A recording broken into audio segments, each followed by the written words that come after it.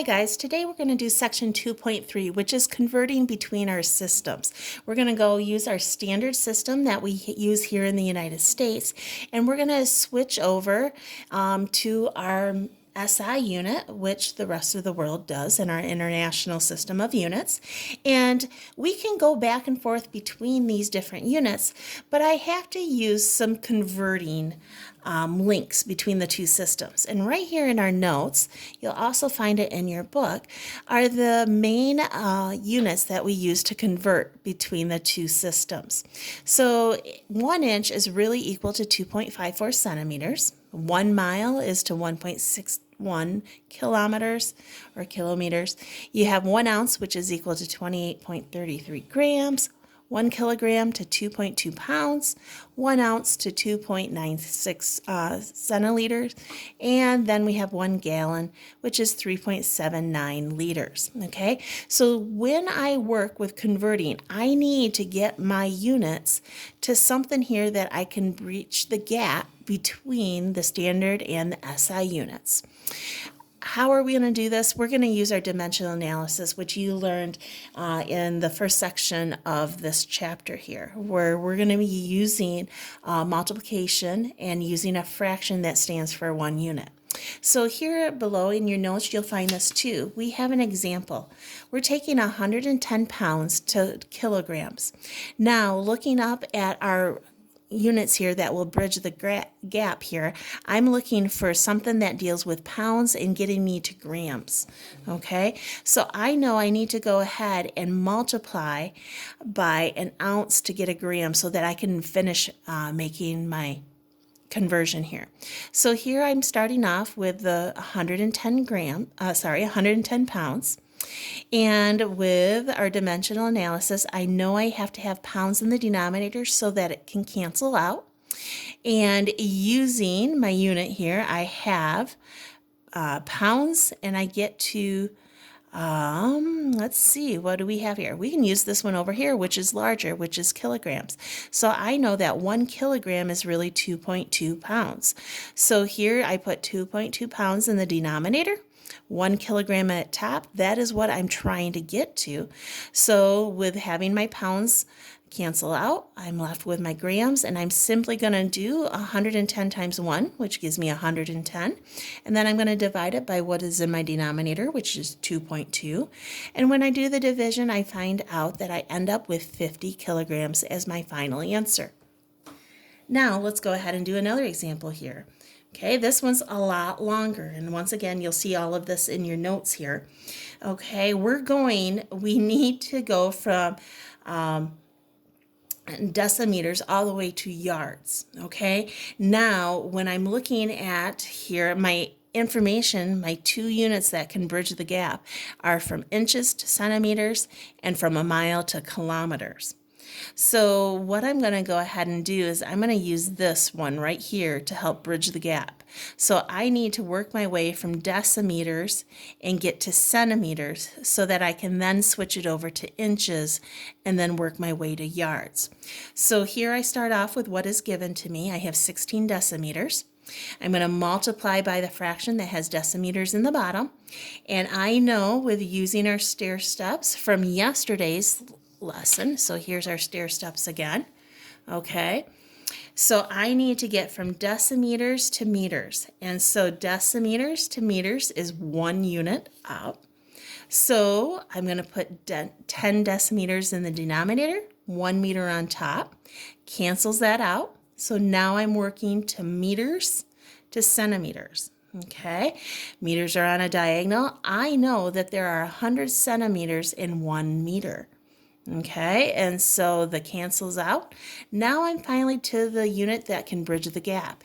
And I know that there's 2.5 centimeters, which has to be in the bottom, so I can cancel my units, in 1 inch.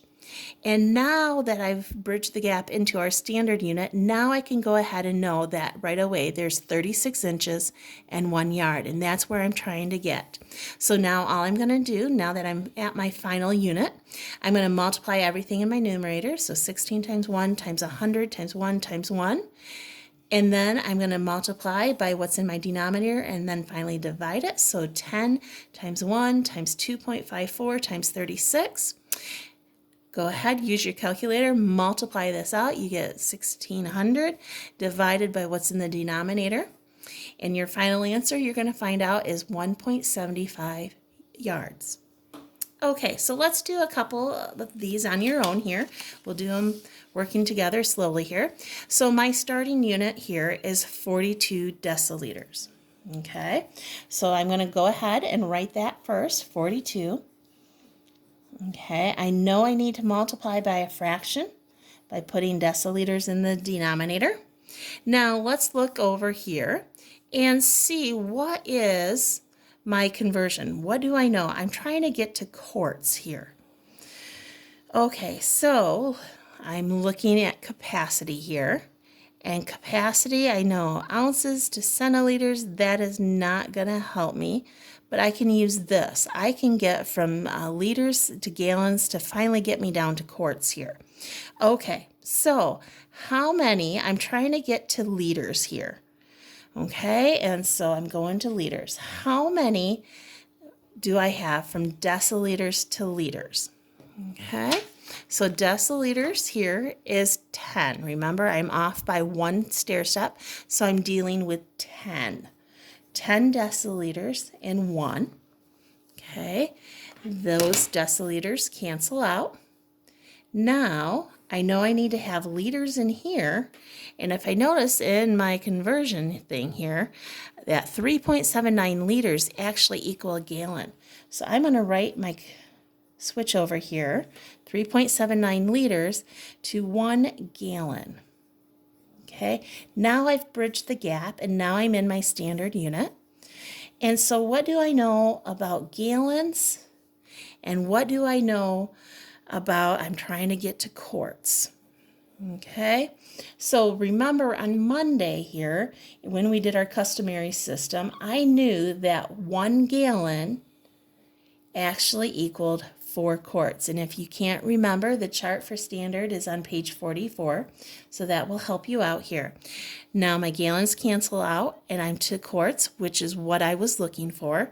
So my next step is now to go ahead and multiply everything in my numerator.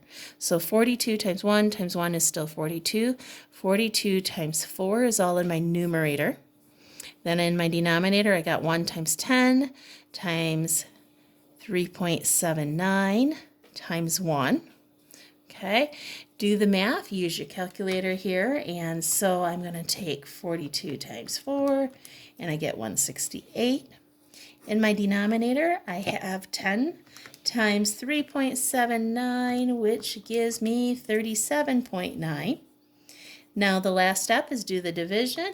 168 divided by 37.9, and I end up with 4. It's a long decimal. Let's go ahead and round to the hundredths position. So I end up with 4.43, and my ending is quarts. Okay, let's do one more here at the very bottom. I have convert 5 kilometers race to another, to a race measured in miles here. Okay, so we are looking at our system here, and what is my conversion? What is my link between the two? Well, looking at this, I know I have kilometers to miles. So thankfully, we don't have a long one like our last two were. So we're going to simply start off with 5 kilometers. And my fraction, I know I have to have kilometers in the bottom. So using my link between the two, I know 1.61 kilometers equals 1 mile. The kilometers cancel out. I am to what miles is what I'm looking for. So 5 times 1 is 5. 1 times 1.61.